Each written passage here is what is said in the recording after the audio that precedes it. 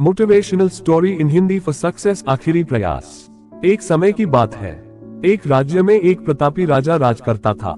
एक दिन उसके दरबार में एक विदेशी आगंतुक आया और उसने राजा को एक सुंदर पत्थर उपहार स्वरूप प्रदान किया। राजा वह पत्थर देख बहुत प्रसन्न हुआ। उसने उस पत्थर से भगवान विष्णु की प्रतिमा का निर्माण कर उसे राज्य के मंदिर में स्थापित करने का निर्णय लिया और प्रतिमा निर्माण का कार्य राज्य के महामंत्री को सौंप दिया।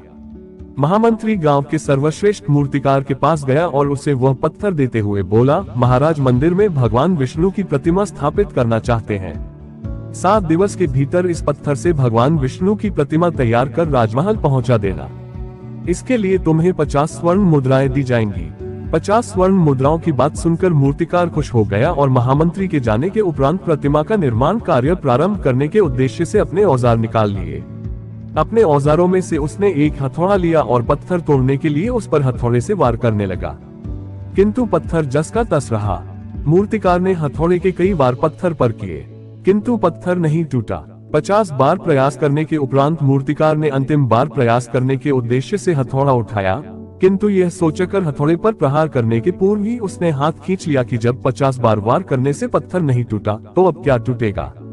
वह पत्थर लेकर वापस महामंत्री के पास गया और उसे यह कह वापस कर आया कि इस पत्थर को तोड़ना नामुमकिन है, इसलिए इससे भगवान विष्णु की प्रतिमा नहीं बन सकती।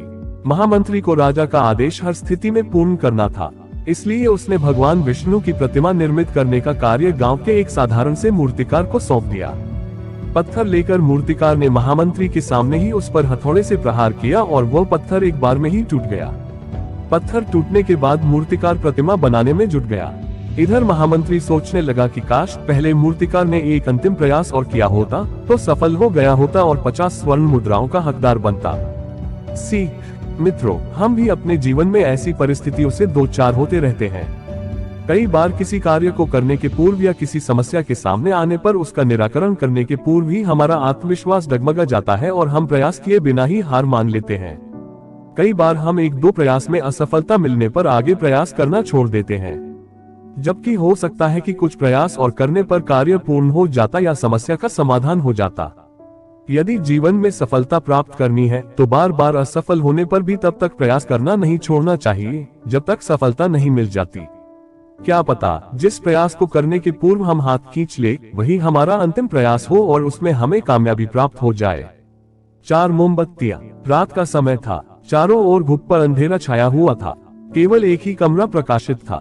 वहां 4 मोमबत्तियां जल रही थी। चारों मोमबत्तियां एकांत देख आपस में बातें करने लगी। पहली मोमबत्ती बोली, मैं शांति हूँ। जब मैं इस दुनिया को देखती हूँ तो बहुत दुखी होती हूँ। चारों ओर आपाधापी, लूट खसोट और हिंसा का बोलबाला है। ऐसे में यहाँ रहना बहुत मुश्किल है। मैं अब यहाँ और नहीं रह सकती। इतना कहकर मोमबत्ती बुझ गई। दूसरी मोमबत्ती भी अपने मन की बात कहने लगी, मैं विश्वास हूँ। मुझे लगता है कि झूठ, धोखा, फरेब, बेईमानी मेरा वजूद खत्म करते जा रहे हैं। ये जगह अब मेरे लायक नहीं रही, मैं भी जा रही हूँ। इतना कहकर दूसरी मोमबत्ती भी बुझ गई। तीसरी मोमबत्ती भी दुखी थी। वह बोली, मैं प्रेम हूँ। मैं हर किसी के लिए हर पल जल सकती हूँ, लेकिन अब किसी के पास मेरे लिए वक्त नहीं बचा। स्वार्थ और नफरत का भाव मेरा स्थान लेता जा रहा है। लोगों के मन में अपनों के प्रति भी प्रेम भावना नहीं बची। अब ये सहना मेरे बस की बात नहीं, मेरे लिए जाना ही ठीक होगा। कहकर तीसरी मोमबत्ती भी बुझ गई। तीसरी बत्ती बुझी ही थी कि कमरे में एक बालक ने प्रवेश किया। मोमबत्तियों को बुझा हुआ देख उसे बहुत दैख हुआ। उसकी आंखों से आंसू बहने लगे। दुखी मन से वो बोला, इस तरह बीच में ही मेरे जीवन में अंधेरा कर कैसे जा सकती हो तुम? तुम्हें तो अंत तक पूरा जलना था, लेकिन तुमने मेरा साथ छोड़ दिया। अब मैं क्या करूंगा? बालक की बात सुन चौथी मोमबत्ती बोली, घबराओ नहीं बालक, मैं आशा हूँ और मैं तुम्हारे साथ हूँ। जब तक मैं जल रही हूँ तुम मेरी लौ से दूसरी मोमबत्तियों को जला सकते हो। चौथी मोमबत्ती की बात सुनकर बालक का ढाढ़स बंध गया। उसने आशा के साथ शांति, विश्वास और प्रेम को पुनः प्रकाशित कर लिया। सीख, जीवन में समय एक सा नहीं रहता, कभी उजाला रहता है तो कभी अंधेरा। जब जीवन में अंधकार आए, मन अशांत हो जाए, विश्वास डगमगाने लगे और दुनिया पराई लगने लगे, तब आशा का दीपक जला लेना। जब तक आशा का दीपक जलता रहेगा जीवन में कभी अंधेरा नहीं हो सकता। आशा के बल पर जीवन में सब कुछ पाया जा सकता है। इसलिए आशा का साथ कभी ना छोड़े। Motivational story about problem solving. समस्या का दूसरा पहलू। पिता ऑफिस का काम करने में व्यस्त था। उसका 10 साल का बच्चा बार बार कोई सवाल लेकर उसके पास आता और पूछ पूछ कर तंग करता। बच्चे की इस हरकत से पिता परेशान हो रहा था। इसका हल निकालते हुए उसने सोचा, क्यों ना बच्चे को कोई ऐसा काम दे दूं जिसमें वह कुछ घंटे उलझा रहे। उतने समय में मैं अपना काम निपटा लूंगा। अब की बार जब बच्चा आया तो पिता ने एक पुरानी किताब उठा ली।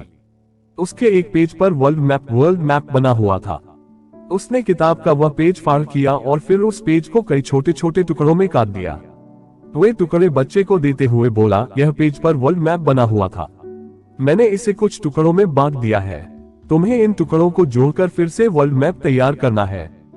जाओ इसे जाकर जोड़ो। जब वर्ल्ड मैप बन जाए तब आकर मुझे दिखाना। बच्चा वो टुकड़े लेकर चला गया। इधर पिता ने चैन की सांस ली कि अब कई घंटों तक बच्चा उसके पास नहीं आएगा और वह शांति से अपना काम कर पाएगा। लेकिन 5 मिनट के भीतर ही बच्चा आ गया और बोला, पापा देखिए मैंने वर्ल्ड मैप बना लिया। पिता ने चेक किया तो पाया कि मैप बिल्कुल सही जुड़ा था। उसने हैरत में पूछा, ये तुमने इतनी जल्दी कैसे कर लिया? ये तो बहुत ही आसान था पापा। आपने जिस पेज के टुकड़े मुझे दिए थे उसके एक साइड पर वर्ल्ड मैप बना था, एक साइड पर कार्टून। मैंने कार्टून को जोड़ दिया, वर्ल्ड मैप अपने आप तैयार हो गया। पिता बस बच्चे को देखता रह गया। सीख। अक्सर हम कोई बड़ी समस्या सामने आने पर उसे देखिए सोच लेते हैं कि समस्या बहुत बड़ी है और वो हल हो ही नहीं सकती। हम उसका एक पहलू देखते हैं और अपना दृष्टिकोण बना लेते हैं, जबकि उसका दूसरा पहलू भी हो सकता है जहां से उसका हल बहुत आसानी से निकल आए। इसलिए जीवन में जब भी समस्या आए तो हर पहलू देखकर उसका आंकलन करना चाहिए। कोई ना कोई आसान हल जरूर मिल जाएगा।